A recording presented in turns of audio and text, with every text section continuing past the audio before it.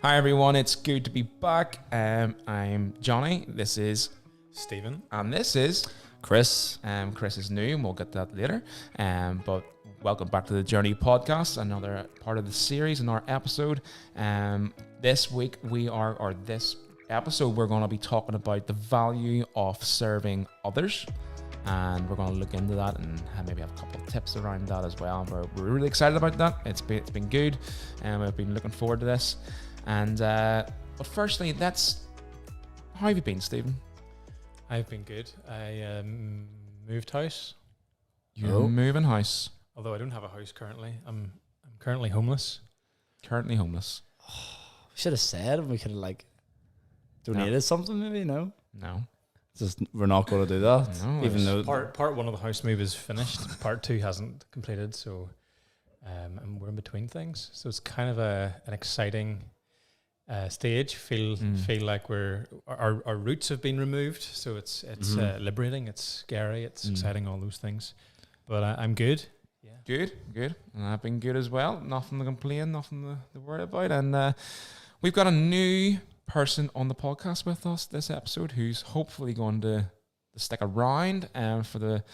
I think so. I like to think so. I think so. I need to. Unfortunately, as you know, the last couple of episodes we've been building up to, David has left Dream Scheme. He's moving on to his new adventures in Canada, so you'll not be able to hear his voice anymore or see him on camera. But I'm not Dave, but I'm changed. So we do have Chris. Chris has recently joined Dream Scheme. We're really excited about that. Yeah. And Chris, maybe just tell us a wee quick capsule of who you are. And yeah, I'm Chris. Sometimes known as Big Bird, but that's just my nickname. I have just joined Dream Scheme. I live in Belfast. Love playing football. Love working with young people. And love making YouTube content. Yes, I love content. I love this. I'm sitting here right now thinking to myself, this is amazing. I just got a job and I'm doing a podcast. Great. And yeah, I'm just really excited to get stuck in. Amazing. Really excited to have you on board, Chris. And I know that you're going to take this podcast to new levels. And next level. We're going to... No pressure. Dream Team's going to get the blue tick. I don't know about Hopefully that. soon. Give me a month. So yeah, it's really good to have you, Chris. It's really good to get you on board with this here, and it's really exciting to be back. So listen, we're going to start our podcast to get into the actual nitty gritty. And as usual, we always put out in the first kind of segment is about putting out on our social medias and getting young people or just our audience. They don't have to be young people, so to speak, to ask us some questions. And we like to take a difficult one and we like then to throw out a lighthearted one. Now I ask you guys, I also remind the audience that Chris and Stephen have no idea what these questions are. So it is on the spot. So please excuse their ridiculous answers. There's no planning in this part. So yeah, would you like the lighthearted, simple question or the more difficult one? Stephen, you can go first if you want. Lighthearted. Break us in. You want the lighthearted one? Okay. Game, so. This is a conversation I actually had recently with a young person in schools. And I know that's why they've sent it in. And easy. Is cereal soup? No. Debate. Cereal. So I think the reason cereal has to have bits to it. Bitty. Yeah. Although soup can have bits, to be fair. Yeah. So this is where the debate comes from. Milk is the key. Yeah. Cereal needs to have milk added to it, and it tastes good. Yeah, but it is the same texture almost and same consistency as soup is meat or veg mixed in with a liquid and water, and so it has that consistency. So I think the argument is cereal has that same sort of consistency. So one young person was trying to tell me that it should be connected. It's like a tomato being a fruit or a veg, that sort of thing. Did you ask the young person if they've ever had cereal? Yes. Because maybe this young person obviously sleeps in. I'm picturing a young person who gets up at 12 and just goes straight to the cupboard and gets lunch and he's like, I have cereal for lunch. You're like, no, you don't. Well, let me ask this. Do you use both like soup Are you soup lovers? Yes. Well, I like soup. I wouldn't love soup. Okay. Oh, what's wrong with soup, Stephen? There's levels. And Chris, do you like I'm soup? a fan of soup. Right. Soup's a solid lunch menu between the months of October to April because it's too warm to have soup at the minute. So I like soup as well. So we all like soup. Now, do you like cereal? I love cereal. Do you love It's a level beyond the soup for me. What is your favorite cereal? I like to have a mixture of. Currently, I'm going back to the old classic Shreddies with some Special K mixed in. Nice. Yours? Ooh, I've been on this cereal for about 2 years now, but I don't know the name of it. So Great, thanks for that. it's like special. Hold on, it's like Special K. Toasted Oats are good as well, like them. I need. I don't know the name. I of it, love but it cereal. sounds- Cereal is amazing. So going back to the question, is cereal soup? What do I think, Chris? No, No. Why? because if you're holding a bowl of tomato soup and you're holding a bowl of Cocoa Pops, they're not the same. It's Thanks for different. clarifying that, Chris. Just letting you know that one. Yeah, I would just look back to the tradition of our forefathers, and they would say that soup and cereal are very different. Go. Certain things are passed on to you at a young age, and one of them is cereal. It's distinct from soup. Tomato ketchup. Sorry, not tomato ketchup. Tomato soup is the solid soup of the generation. Right. Well, if there's any segment I want cut from this podcast to promote the podcast, it's that tomato soup is the what? Tomato soup is the soup. It's Soup of our generation. yeah. Right. Okay. Moving on. That's we all think we all Let's agree go to the cereal hard is not soup. question. So the hard question, right, is there anything that you would like to change about yourself? Yes. I think we all will Yeah. say yes. So I guess the thing is, what is the big thing? I personally wouldn't change anything about myself. Oh, okay, yeah, Jonny, of course. You're always going to say that, though. But, you know, At 30, You're perfect. 31 years old, I've mastered most things, right? No, I think we'd all change stuff about ourselves. So what would that be, a big overarching thing that you would like to change about yourself? Stephen, I'll go to you first, maybe. Probably, I don't know where to start. Time management is a good one. I'm too optimistic. So Time management is a great one, Stephen. I'm joking. Johnny's like, I've been We work. Did you know we work together? I've been meaning to bring it up. I am too optimistic with time.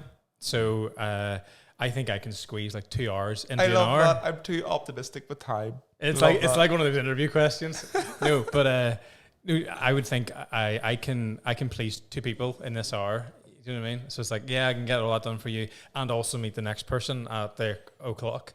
But the reality is I can't. So because I'm scared of letting people down, Yeah. I don't say no to one and be on time for the next appointment. So it's Yeah. it's Okay, a lifelong problem I have. Yeah. I'm trying to say yes to too many things, Yeah. squeeze too much into my day, and then I end up letting down too many people or being late for everything. It's a fair answer to the question. Chris, what would you change about yourself? There's one thing I really want to work on. It's Right. being on time. I shouldn't have told people that, but yeah. There's a theme going on here. It's kind of similar to Stephen's, but like more. I am trying to do too much in a day, and it's just trying to say to yourself, look, you've got probably like 12 hours in a day where you're near enough able to do things, right? How can you make the most of that time without letting people down or being like, you ever seen like that thing where a guy's like juggling loads of plate spinning? That's how I feel like sometimes I go through days. But I think one of the biggest things is being on time, 9:30, be there for 9:30. Or if it's 10 o'clock, you're there 5 minutes before. So I'd be like, oh, there's 10 o'clock. And then being like, oh, it's 10 o'clock now, I should really go. But yeah, I think Chris and I need to plug into some sort of support and coaching. I think you just need to. timekeeper. We need to talk more about You need to go this to TA, timekeeping or TK, timekeeping. This is what Anonymous. PAs are for, though, I think. Like, Do you want a PA? no, Stephen, get Stephen PA first, and then let me know how it goes. Well, there we go. We there's your difficult questions answered this week. Timekeeping is the big thing that Chris and Stephen will most likely like to change about themselves. So that's been interesting.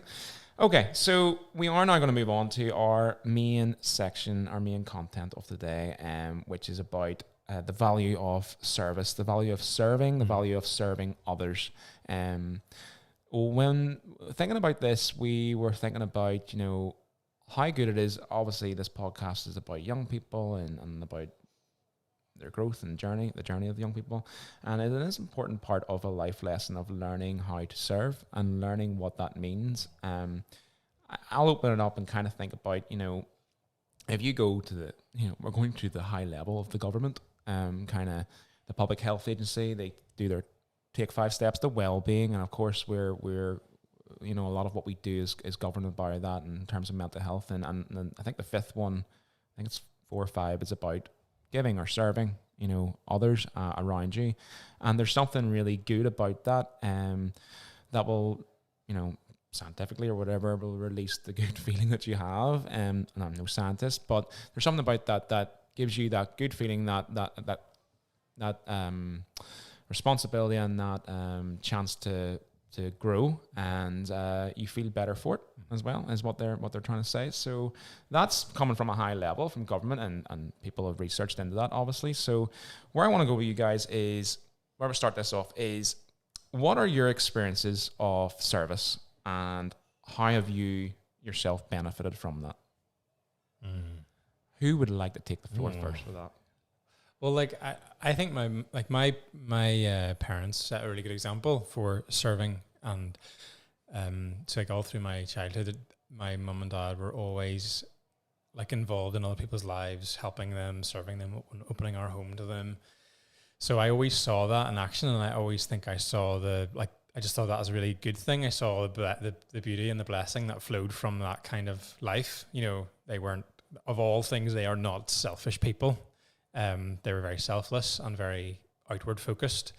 And yeah, being around that, I saw the good that flowed to everybody in that circumstance. So then I guess I just followed in their steps a bit, and was always, when I got a bit older, getting involved in things, getting involved in volunteering, whether, in church, or then, seeing opportunities at summertime, do missions, do camps, at school, taking on voluntary roles or helping roles. And I guess through all that, I think looking back, some of my richest experiences have been during times of service, and some of the most challenging and most periods of growth and development have been during times where I've been not inward but outward. I've been somewhere. So I think service has hugely helped me grow, and has totally formed me in many ways. Not your timekeeping though. Okay, thanks, Stephen. And Chris, over to you. How have you benefited from serving others or service in the past? Yeah, I think I was blessed to spend a lot of time with my grandparents when I was, say, 5, 6, 7, 8 years old. Mum used to drop me off there, and I spent a lot of time with them, especially, just looking at them and shadowing them. And I realised that, they live a very basic life, and a lot of their money, a lot of their time is actually spent investing in other people. My granddad, when he retired, he ran, he's still alive, by the way. It's been he's gone, but he's still here, thankfully, because he's a legend, and I look up to him, and I learn a lot from him still to this day. But he went out throughout the summer. He always got me involved to go and help him cut these hedges or grass for people, or do a lot of garden work. He wasn't really getting paid that much. He got paid, but that wasn't the main issue. The main issue was he was giving his time. And I think I was looking at some quotes and stuff about serving before this, but one of the things you said, Stephen, one of the most challenging times is when you're serving. I read a quote that serve people till it hurts, because I think serving people is actually a hard thing to do.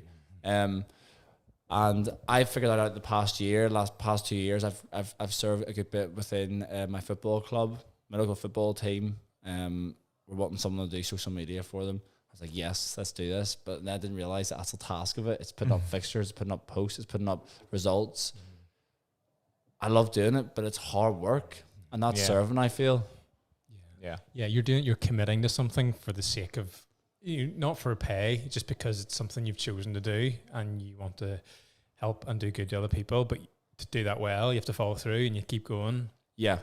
it changes your heart or something. It's like It does. I think the more you serve, the more you want to serve, and I think when you serve, you almost feel your heart expanding, or like your eyes, your vision expanding. You know, life isn't just about me, and like your little world gets blown, like popped effectively, and you start to see like other people's lives and other people's circumstances. And I think through service, you get a perspective on all the reasons why you should be immensely grateful. Yeah. Because sometimes you discover the difficulties other people are going through. So I think that's, then you return back to your normal life, and you brought something really, really important back into your day to day. I think what's important to say is that there's different ways to serve. You know, people think when you serve, you're thinking, oh, I'm going to have to go do this big grand venture. You know, I've definitely went, you know, I've went to different countries to serve on, you know, different trips and experiences broader afield, but I've also served locally in the community. I've also served at my football club as well, you know, like by coaching, you know, by bringing in the next generational talent through. But like what you're doing with kids and well, hopefully talent, but you're serving kids there, like, because you're doing that voluntary, you're not getting paid. You know, it's pure serving them, and what you get out of that is actually, well, the young people, the kids love it. The parents really appreciate you doing this. Like, they only get better by, you know. So that's service as well, because I think a lot of young people think of service as, oh, I'm gonna have to go like do something like big and grand. It's not just that's great, and definitely there's a place for that, and we'll talk about that. But there's also the nitty gritty, just kind of like just being there, and just you can serve in your own house, like serve your like whoever's in the house with you. You know, I think that's where it starts. It starts like from I the think house. Yeah, there's no point going trying to serve others in Africa if you haven't. You know, if you haven't just started to be helpful and like, with the people who are right in front of you. So it's like your mum needs a hand, help her out. So that brings me on the next sort of question before you get into that, because I know you're going to get into it. Is service is our culture today is very self-centered, right? I think we're all kind of agreed, not completely self-centered, but there's a lot of focus on self-centeredness in terms of like, I need to look at what my social media says about me. I need to make sure how I'm portrayed online and how I'm not portrayed. I need to take. I need to do what's best for me, get my best job. There's limited jobs out there. It's a dog-eat-dog world, blah, blah, blah. So there's that kind of view, right? So how does service fit into this self-centered kind of world? So culture's focuses on the individual, and it's all about this consumerism, about what do I want to do. You know, I'm consuming this content, I'm consuming this, I'm gaming, whatever it is. So the problem with society is it's such consumerism and all about self-centered. How do we tackle that? Yeah, no, like it's really hard. I think you were mentioning your granda in terms of how like simple his life kind of was, and I think that previous generations, they didn't have the prosperity that we have today. They didn't have all that was on offer. I think so basically they weren't spoiled. I think the danger is we can be totally spoiled in the sense that everywhere we look there's an offer there's something offered to us for us only, as in, so like, you know, the shop knows us through and through and says, I know your preferences, I can give you something really convenient tomorrow, what do you want? So like the whole like economy effectively is like serving me. And then the entertainment world is like there's something for everyone's flavor and everyone's taste. So like you can just spend your whole life just getting stuff that meets your every desire effectively. And that is, in one sense that's amazing, that's cool, that's, you know, living like kings effectively. But actually along the way you lose something, and it's actually really hard to actually say stop, because like all these industries are pumping billions of dollars or billions of pounds to get our attention, and for us to keep clicking buy or clicking next or getting our attention on ourselves or on our interests. And it's just really hard to actually go, no, not today, or not for the next, you know, today I'm not going to go and spend all my time serving me. And I just think it's really hard. Like everything is pushing us in towards ourselves. What do you think, Chris? Yeah, I think what you said there, Stephen, about going back to my granddad and how he lived a simple life. I see that because they didn't get internet. Yeah. They still don't have internet. Without internet, I think social media is a big key in this. I think without social media in our life, now I'm saying this I love social media and I want to keep exploring it and get better at it and keep pushing and have an impact on it. But social media has give us this tool to use where we are promoting ourselves constantly. So we're like highlighting the good things. Recently, there's been an app which young people are on constantly called Be Real. Be Real is an app set up for young people to try and get on. It's for all people, but mainly for, I think I'm on it. Young people are on it. I'm on it to see what it's like. I wasn't the first one to be on it, but it's cool. The concept though is you post up a photo, they give you a notification of that time of the day. They post up a photo, and everyone can see what you're doing in that exact point. You've got 2 minutes to post it up. That's a good concept because it shows people what you're actually doing. I think social media has taken away that kind of reality, but it's helped. It's made us more looking at ourselves and instead of other people. And I just think for you to be able to serve others, you've got to get rid of the noise and limit the time you spend on it. Because so sorry, I kind of went off a tangent there about social media. I think it's important. But I love social media, just saying. So like something I've observed myself. So whenever I spend too much time in the online world, effectively either entertaining myself or like consuming something for myself, I feel those things dull my vision for other people and dull my motivation or my passion to go out and make a difference in other people's lives. It's kind of like you almost get sleepy or something, or you kind of you lose your get up and go or something. But social media, I know I said that's an example, but there's social media, there's Netflix, there's so many things we can consume our lives on, and I always love like the screen time thing where it's but there's something is screen time. Well, how are you investing your time? And I think it comes back to serve others. You've got to give time. You've got to give time to that thing. You've got to give time to that person. So time's a challenge. Then I think so. So the online world sucks the time that we maybe previously would have had to just be being bored or being just out and about or around the house, around the neighborhood, which were all opening opportunities just to see people and meet them and meet their needs. I think the other problem is effectively a lie that is propagated today, which is basically at the heart of a lot of our culture, which is like you will be happy by pursuing making you the number one. That is the way to happiness, which I just think is a total lie and doesn't actually work. So like the whole previous generations probably, it was like don't focus on yourself. Like think about your family, think about your community, think about other people. And it's actually along the way of serving others, you will, I guess, find happiness. But it's this kind of like chase yourself, elevate yourself with this pursuit of happiness. And I just think we all get sucked into that, but it doesn't work. Yeah, so that leads us on to other problems then. So I don't want to turn into a big, massive social media. Obviously, social media with podcasts and episodes on it before. We're not going to get dwelled in it anymore. No. I think that it is a massive problem and making it self-centered and all that there in the consumer world. So we know what the problems are, right? So what is the big problem when you only think about yourself, right? What does that lead? If you're only thinking about yourself and not others, and you're talking to young people here, what's your wee snippet of wisdom? If you're only looking out for yourself and only doing things for yourself, for me, right, is you never get out of that habit. It is a really, really bad habit. So if you're growing up in your teenage years are only thinking about yourself and doing what's best for yourself,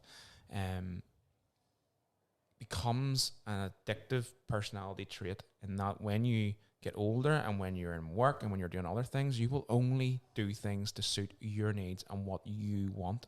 And that sometimes isn't helpful in workplaces, that sometimes isn't helpful in your family, in the wider community, because you're not thinking what is good for being the greater part of the greater good. And I think that's a real quality of leadership. And when young people are thinking to me about leadership and about leading in their next stages of their life, one thing I say to them is like, well, you can't. A leader is selfless. You've got to be thinking about the needs of the many, right? And so there was a discussion recently amongst other youth work peers and stuff about talking about the lack of really good leaders coming out of young people these days, and there's some really good leaders, some not. But the big thing is, it's selflessness. It's those young people that have learned to serve and get the whole point of serving, and I think that's a really valuable thing. So what else do you guys think? Being self-centered, how does that stifle you? How does that hold you back? I just think you just become a really shallow person, and your soul is really small and shriveled up, basically. Like, wow. Whoa. Whoa. So deep. That was... No, that's a good point, though. So the flip side is, I think, people that let go of themselves, forget themselves in the service of others are some of the most large-hearted people, and there is so much depth to them and so much their understanding, they have wisdom, they're thinking about everything, they're thinking about the whole world, they're thinking about other people's lives, and that's the kind of person people want to be with, and that's the kind of person that will be great in all the different aspects of their life. Like, that's going to be a great, you mentioned being a great leader. Absolutely. Great. And in relationships, in that's family what I was life. going to say next. When you move into actually your personal romantic relationships and the breakdown in relationships is because you're being, I see so many young people being so self-centered in what they want from that relationship. Yeah. Well, actually, the relationship's all about serving that other person. Yeah. And you basically then, rather than becoming someone that's just trying to be like you're sucking everything off everybody else, taking, somebody that has developed this, you're just kind of saying this habit of serving others, they then become a channel. It's from my life flows good things to all those that are around me. I'm always looking at ways I can help and bless and encourage and build up those around me. That's a recipe for really good relationships wherever you are, So I just, So you're shooting yourself in the foot basically and asking for a really shallow life. And what about you, Chris? What would you say? I think there has to be, there's uniqueness when you serve other people. Like, if you think of your life where you don't serve anyone, you just focus on yourself, you don't hang out with anyone, you're going from your routine day to day, you're just thinking about yourself. Where's the fun in that? Where's the uniqueness? Where's the story?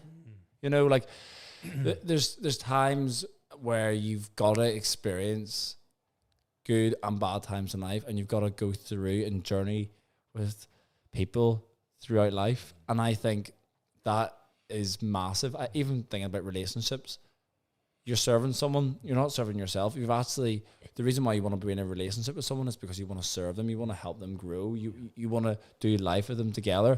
And I think, going back to what you were saying about leadership, for young people, I kind of break it into 3 different stages. Maybe it's less or more, but 1 is find out what you're good at. 2, look around you in the community, and then 3, go do it. And that's for me, I think that's really key on trying to get. It's not something which is like, to go to a country and do this or do that. It's find which has its purpose. Yeah, but find what you're good at, look around you, and go and do it. So, which leads me to the next point, the kind of close of the kind of segment. But the next point is all about, to serve people, usually you're doing things that you wouldn't normally do. So you're going out of your comfort zone, right? And you're developing. By serving, you also develop new skills. I think when you go out and you serve and you put yourself out there, you're actually learn new skills about you that you didn't realize that you had. I learned when I remember doing one of those big kind of trips. I went across to help with a charity and an orphanage in Moldova. Very, very poor part of the country, and working on that opened my eyes to a whole new lease of life. But what it taught me as well was actually I had a lot of patience that I didn't think I had before, with like language barriers and like just trying to get the best young people, like even just to play football and stuff together. Like I just learned a lot of patience and something from that. And I remember that being a pivotal moment of realizing that. Going out of your comfort zone and learning things is really, really good. And that's part of what I want to talk about now, is that's what service actually does really well for young people. And not even just young people, like young adults, actually any age, of going out of your comfort zone and serving others, doing things that you would normally doing. Chris, I've done things with you at camps before, right? And I've been dancing at the front of the stage. I hate dancing, right? I hate it. You're a good dancer, though. But you're serving the community. You're serving the kids at that camp. You will go out and do things that you wouldn't normally do. Yeah. And that's the point. So that's a really good insight, because and what's interesting, sort of taking another example, whenever you're young, you're often terrified of so many things. So for a simple thing as speaking in public or dancing in front of a crowd, so you're scared of that. And what's really funny is it's actually the more you like intentionally are serving somebody else, all those wee fears go away, because you're not doing the thing for yourself or to appear to be great at it. You're doing it because you want to make them happy or you want to educate them, you know. And it's actually the more take a public presentation as a really good example. The shift in your mind from being, oh, what will they all think of me? So I'm really scared, to I just want them to really know about this, because that is really important for them and they're the focus of my attention. So the shift from serving me to serving them overcomes the fears, and you just find yourself climbing through all these like barriers that you used to be terrified of. Yeah. So it's a really empowering thing to turn your attention from yourself to genuinely the other person. Yeah, I think life is at the best when you're out of your comfort zone. We can all agree that, but it's the stage of getting there is the hard part. It's the stage of going, okay, I don't like doing this, but I know this would be good for me. It'd be good for me to look out for other people. It'd be good for me to experience that feeling of going out of my comfort zone, going out of my box. Like, and I see that, like, the little routines we live. Like, I'm not saying this, I'm an expert in serving people. There's probably room in my life where I could serve more people. Yeah, well, I think we all could, yeah. But it's like in my routine. Yeah, but it's like the routine. By no means are we sitting here saying that we are the most expert. No, but 100% no. But it's just looking at that routine and going, where can I find it? Where can I find that kind of energy to kind of put someone else first and see how that is going to happen and see how that's going to occur, because it's a really nice thing. And yeah, I think it's just life. I'll say it again, life is best when you're out of your comfort zone, but you've got to just find what that is for you, because it changes for different people. You might be someone who loves dancing at stage, and I don't. You don't, and I've seen you dancing. No one wants to see that again. Exactly, no one wants to see that. But yeah, I think for development, for growth, you've got to figure that out. And the important thing about serving is that you don't do it for yourself. Yeah. People serve like, oh, look at me, I'm doing this. Yeah. Like, don't do that, because you're not going to get anything out of that. If you're serving genuinely because you want to help a cause or you want to help others around you, you will get so much more benefit out of that. It's so funny, you know, because serving can then become, as we say, self-centered, which is horrendous. Yeah. So it's funny. So we're talking about when we serve others, there are benefits that flow. But when we start focusing on the benefits that come back to us, we actually end up missing them all. Yeah. It's a really funny one. It's actually in the genuine service of others, we actually discover that we're happy. But the more we're like, oh, I want to get happy by serving them, we'll actually miss the point and not be happy at all. Yeah. I actually seen this quote on humility. Oh. Hello. Walking around T3 here, and it just came upon me. It's not thinking less of yourself. It is thinking of yourself less. Not thinking of yourself, it's thinking of yourself less. Yeah. Nice. So I know it's hard. Inspired. Good man. But I'm not gonna, that there quote speaks for itself, I think. So thanks, obviously Chris. you're relating Thank you, Chris, for that quote. It wasn't that to me, with that it was C.S. Lewis. Yeah, well, there we go. That's the disclaimer, because I never thought you actually came up with that. You never know, though. Your brain works that. But going back to what we're doing in this podcast is trying to like educate, if young people listening or people working with young people, teachers, all that there. We talk about that all the time, and the purpose of it all. And I guess what we're trying to do at Dream Scheme, part of what we do is part of our ethos, our mantra is like getting young people to, obviously, I like the whole connect, thrive, and go. We get young people to come in and connect with each other, relationships. They do like sessions, they learn, they grow. But by the end of that, they go, and that's the goal is the serving part. And I think it's a really important thing for young people to learn to do. It's not just about, oh, I'm going out to serve my community because I have to get, so many points to get on this next trip they want to go to. If you're doing it for that reason, that's the self-centered reason. If you're genuinely thinking, there's actually a really good cause of why we're doing this. And I think if you're trying to teach young people the value of service, you've got to go do it with them as well.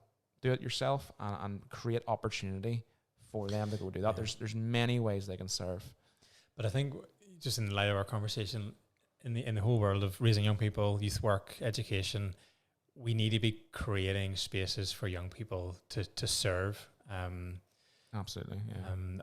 And to appreciate that it's actually really hard for young people because of what we talked about. Their attention is being pointed towards themselves all the time. Yeah. So they need as many people encourage them to look outward, and simple things like we talk about the mental health crisis among young people.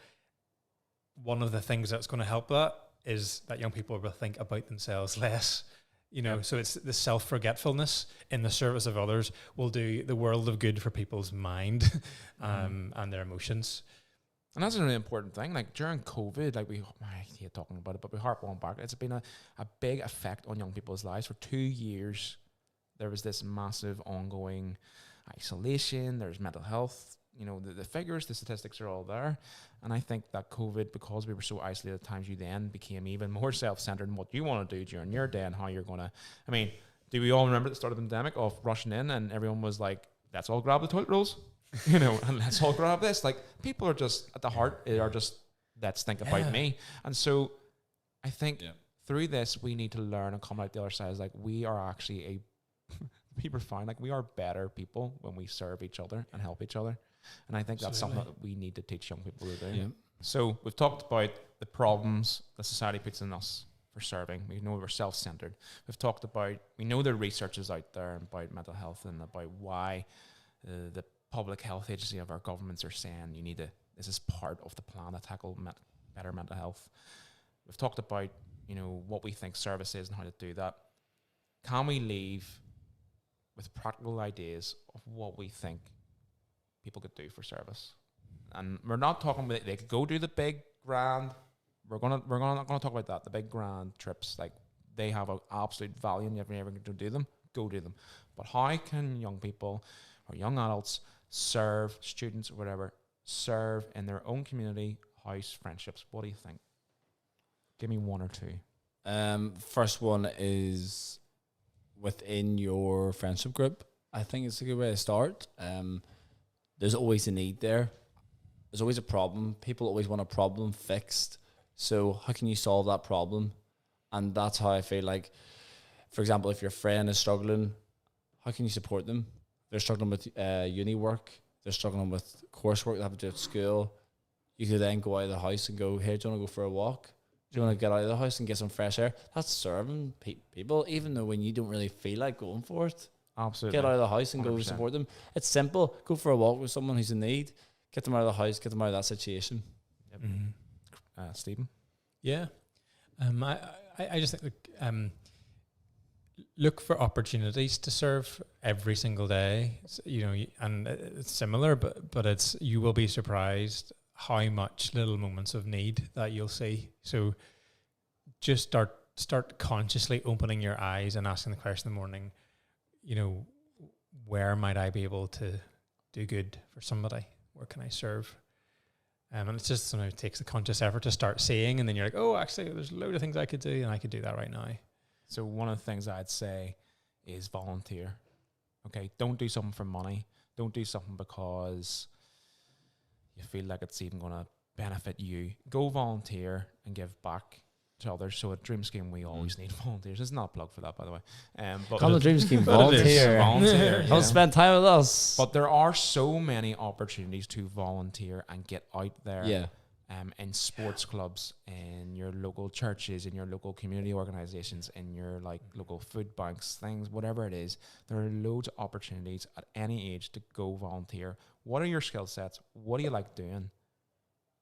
and how do you want to give back? And I think if you've started volunteering as a daily aspect, not daily, maybe weekly, aspect of your life, then you will start feeling, that more sense of accomplishment, and hopefully that will give you a better rounded version of maybe your mental health and how you are. So we talked a lot about serving today, which has been great. It's been great to have that conversation. Chris, has been a big kind of first episode for you. It's been just thrown right in there, the deep end. What is service? Massive. But hopefully our listeners, our viewers can take away some wee tips, some wee insights out of there. There's nothing groundbreaking or whatever, but it's just good to have that conversation, and that's what we all always like about this podcast. So we're moving into the final section of the podcast, which is always we like to come together with like our top 5. The last couple of episodes hasn't really been more of a top 5. It's been more of a collective group of thought. So this episode, I'm also going to ask of our collective kind of thought of top 5. We have talked about going out of our comfort zone to serve others, right? And I think that's a really good way to end, is comfort zones, because we work with young people. The whole podcast is about young people and trying to journey with them and work and help them. And one of the most beneficial ways is getting young people out of their comfort zone. So, top 5 tips on how to get outside your comfort zone. Would anyone have anything to say? Well, there was a phrase I came across recently, which I love, which is embrace the chaos. Nice. So, basically, it's about... I really like that, actually. It's really good. I like that. It's really good. So it's not just about... So in all these things, it's scary. That's fine. Life is scary. Doing something new, going to join some organization, talking to that stranger on the road to help them is all scary. I know to talk to strangers down the road. But this concept of embrace the chaos is all about open yourself up to the learning. Be totally okay with this might go wrong. I might mess up. Yeah. But actually, as you mess up, figure out, what did I learn there? Let's get better. And it's not being scared of failure or being scared of the uncertainty, but it's actually going, this is the way I grow. So embrace the chaos. I absolutely love the phrase, and I think it's really applicable. Chris? I like the phrase, throw everything at the wall and see what sticks. That's like, picture yourself I want you to picture yourself throwing everything at a wall and see all this random stuff, but then there will be one thing that sticks. That's basically saying, give everything a go, push yourself out there, and then what one thing sticks, do it and do it well. Yeah, and you see on that, I think when you're young, throw more things at the wall, and as you get older, you start to know there's a few things that I really maybe want to focus in on. But like you say, if you're young, that's the time to say yes to most things, to be honest. You can say no later on, learn to say no. We all struggle with that. But when you're young, if opportunities come where people say, would you try this? Would you get involved with that? Just say yes. Yeah. Figure out how you're going to do it afterwards. But I think, push yourself out there. So every invitation, every offer for doing something good or trying something new, just get into the habit of saying yes and thinking about it afterwards. Yeah. And then as you get older, you can start to say no and start to refine what you do. Yeah, because you learn then. You learn the power of saying no, because you did try that before and it didn't work. But that's a negative. Like, the best way to do it is, if you try something and you're good at it and you enjoy doing it, you enjoy serving that person or that community, do it again and keep at it. But it requires you to really throw everything at the wall. And the wall should look messy, but then that one thing's going to stick and it's going to look nice.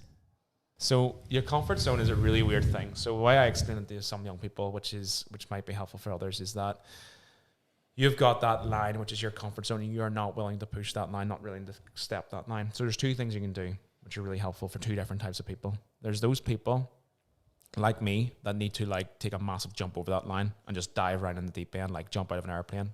Done that, right? Massive for someone who didn't like heights, right? And that brings you out of your comfort zone. So you just literally take a jump and be like, whoa. And then all of a sudden your comfort zone, that line has been pushed, and you now have new boundaries, right? For your comfort zones of where you can go. Or if you're not that sort of person, take a tiny step. Go out that door, change your daily routine somehow. People get stuck in the routine. So just change something in your daily routine, and little by little, that comfort zone will grow around you. And that's what I think is really helpful, kind of visualize that with young people and what actual comfort zone. They're like, talking about comfort zones, like, what do you mean? And that's an easy way of doing that. So listen, final thing, we've got a couple of tips there about comfort zone is I want to know one thing, I'm putting this on you on the spot, one thing as a teenager you did to step out of your comfort zone. Sorry, I'm looking Go at up you. to So let's go for up you to first. a total stranger and say, "Hello, my name's Stephen. What's your name?" Okay. I like it. I don't even know if I do that, but Very yeah, direct. that's a good one. That's how I made friends. That is a good one. Yeah. Yeah, no. It was really I like- hard. It was really scary. But it was either stay by yourself. Like, did you just walk up to random people on the street and do that? To No, make like, friends with them? where Or you you talking wear, about like, at at school? Yeah, Stuff. Yeah. in Like Chris, I was Inspector Stevens walking down, young Stephen. Hi. Do you want to be my friend? they all, I'm just see them all Stephen. running away. And this like 60-year-old man's like, no. I was told. He's like, I was told not to talk to young boys. No, like different settings that, Yeah, could it be a yeah, church I get setting, a what you school mean. setting. But at the same time, in those settings, I would have been maybe by myself and I didn't know anyone. I had no friends. I happened to be there. And it was either the option of, do you just go, oh, this is horrible? Yeah, or do you make the change? And you have to. But in doing that, it's funny when you kind of have to seek them out and ask them the questions. In one sense, serve them. Yeah. And from that, relationships important. start to flow. That was one of the hardest things I did. And I remember really consciously going for it. And it was like that leap. It's like, here it goes. Yeah. Chris, one thing you did when you were younger that kind of brought you really out of your comfort zone? It's probably being. I like being silly, but yeah, I'd say someone brought me out of my comfort zone when I was younger was, I think it's just being silly, just trying to create the buzz in the room. But like that, sometimes I'm saying it's okay for like some people don't struggle with that. So there were times I had to build up confidence to do that. I felt it in me. Yeah, I feel like I've got to say something here, like have a bit of fun with people. Like I remember a ball. I went to Seafield High School, and the ball one day went over the fence into a pond next door, and this guy, me and Eddie, similar height, ran round to get the ball, and he was in outside of the lake trying to get the ball, and I just thought, I can push him in. And he got out, and it was like we were running around in the playground. It was like it was good fun. I got in trouble for it. Not saying go get in trouble, but like just try to be the light in the room, be the fresh air. That brings out your comfort zone because it's not easy to do. And I'm telling you, people are like, oh, if someone doesn't struggle to speak up in front of people. Everyone always has that bit of self-doubt and worry. Get rid of it, delete it, go out and do it. Amazing. And there we have it. That's our tips, and that's our experience of going out of your comfort zone. Do it. It's a good thing. You'll not regret it. That's how you grow and how you learn. Guys, it's been really good fun today. It's been good. Thank you, Jonny. It's been good to have Chris with us. it's good to have you with us, Chris. It's good to have Looking you. forward to our next conversation. Absolutely. We've enjoyed talking about serving and serving others. So get out there and do that. And guys, check us out. We are on. You can check us out on YouTube and also on Spotify if you want to listen rather than to watch our ugly mugs. And you can also follow Dream Scheme in general on Instagram, Facebook, and Twitter. We are all on those platforms and TikTok as well now. We're on TikTok now as well. Chris is venturing us out there into new unknowing lands. So yes, you can catch us everywhere, but this podcast will be on Spotify and YouTube. Guys, thanks very much. Thank you so much. Great to be here. Great to be here. Thanks, guys. See you later. You soon. Bye bye.